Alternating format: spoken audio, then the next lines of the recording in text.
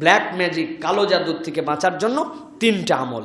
1 নম্বর 3 কুল, কুল হু আল্লাহু আহাদ, কুল আউযু বিরাব্বিল ফালাক, কুল আউযু বিরাব্বিন নাস। এই 3টা সূরা সকাল 3 বার। এরপরে আপনি আল্লাহ রাব্বুল আলামিনের রাসূল সাল্লাল্লাহু আলাইহি ওয়াসাল্লাম থেকে শেখানো একটা দোয়া পড়বেন, আউযু বিল্লাহিস সামিউল আলিম মিনাশ শাইতানির রাজিম মিন হামজিহি ওয়া নাফখিহি ওয়া নাফসিহি।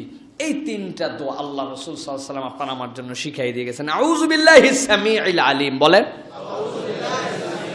মিনাশ শাইতানির রাজিম। এইটুকু আমরা জানি, ঠিক না? আউযু বিল্লাহিস সামিউল আলিম মিনাশ শাইতানির রাজিম, এইটুক জানি। সাথে কি?